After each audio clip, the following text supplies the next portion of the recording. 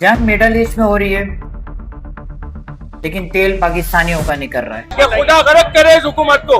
Petrol 142 रुपये पर litre, जबकि भारत और चीन में 284 और 323 रुपये पेट्रोल पर लीटर फरोख्त हो रहा है। आखिर पेट्रोल इतना महंगा क्यों होता जा रहा है? हर नया दिन एक नई महंगाई की खबर लाता है। VIP प्रोटोकॉल खत्म होने का नाम नहीं ले रहे, वरना 12 अरब के चारे ना खरीदे जाते। पाकिस्तान में पेट्रोल खून से भी महंगा हो गया। पाकिस्तानी अवाम रात भर लाइनों पर लगी रही पर पेट्रोल नहीं मिला। डीजल पेट्रोल की कीमत पाकिस्तान में 500 क्रॉस कर चुकी है। पाकिस्तान एक खतरनाक मोड़ पर। पाकिस्तान तेल की आग में जल रहा है। पाकिस्तान खित्ते में सबसे महंगा पेट्रोल खरीदने वाला मुल्क बन गया है।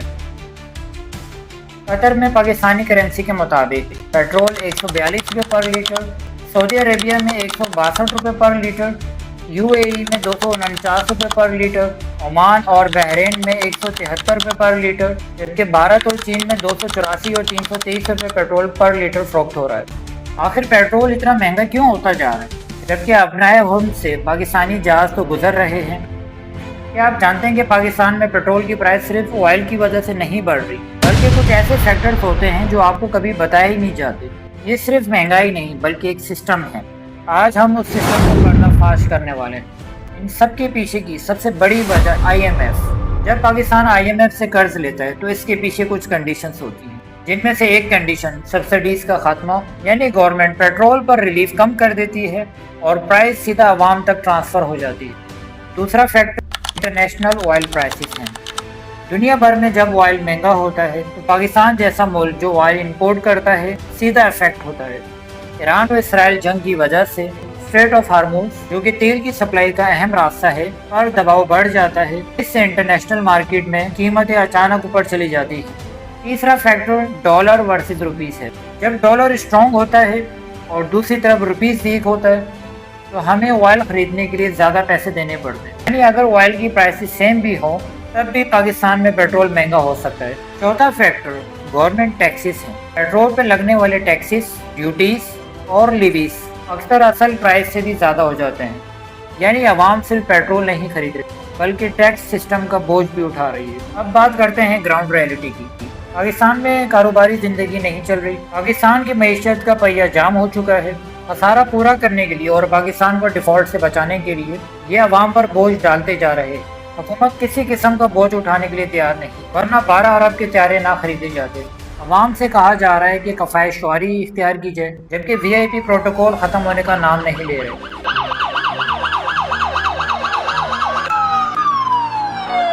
जो निकल रहा है पूरे पूरे काफिले को लेके निकल रहा है।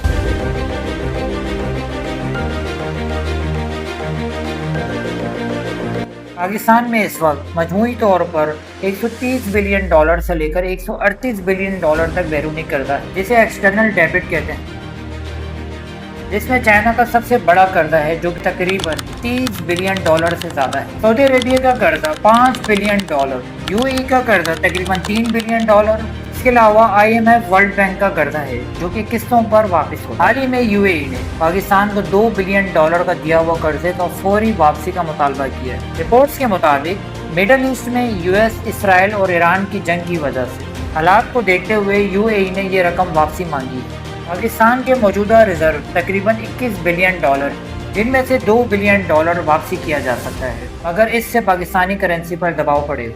इस संगीन सूरत हाल में हुकूमत को क्या करना चाहिए? पाकिस्तान का बहुत सारा पैसा पेट्रोल और क्रूड ऑयल इंपोर्ट करने में निकल जाता है। हुकूमत को रशिया और सेंट्रल एशिया से सस्ता ऑयल खरीदने के लिए लॉन्ग टर्म डील करनी चाहिए।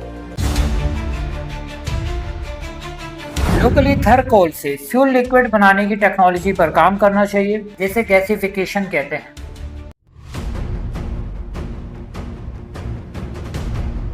नंबर 2, जब तक शहरों में बेहतरीन बसेस और मेट्रो का निज़ाम नहीं होगा, लोग अपनी गाड़ी या बाइक निकालने पर मजबूर रहेंगे। इलेक्ट्रिक बसेस को हर बड़े शहर में बड़ी तादाद में चलाना चाहिए ताकि पेट्रोल की कंजम्पशन कम हो।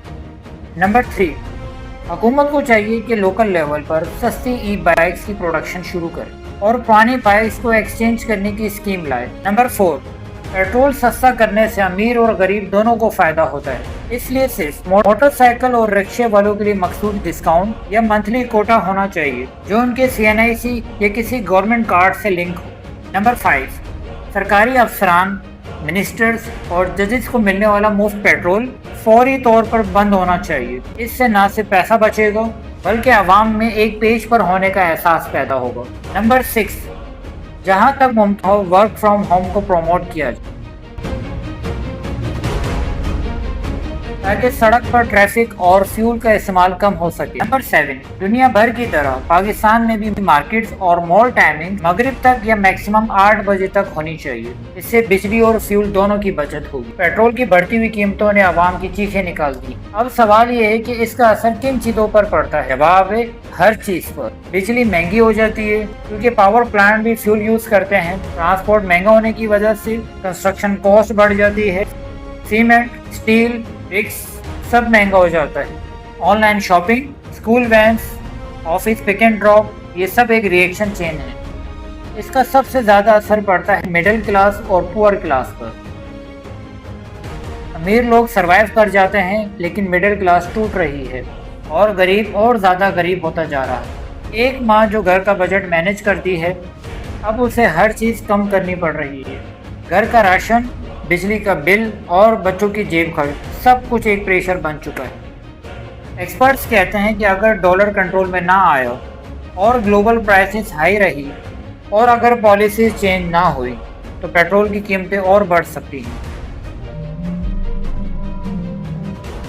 आज का पाकिस्तान एक ऐसा मुल्क बन चुका है जहां जिंदगी गुजारना रोज बरोज मुश्किल होता जा रहा है। हर नया दिन एक नई महंगाई की खबर लाता है। पाकिस्तान का असल मसला पेट्रोल की कीमतें नहीं बल्कि हमारा इम्पोर्टेड एनर्जी पर इन्हिसार है।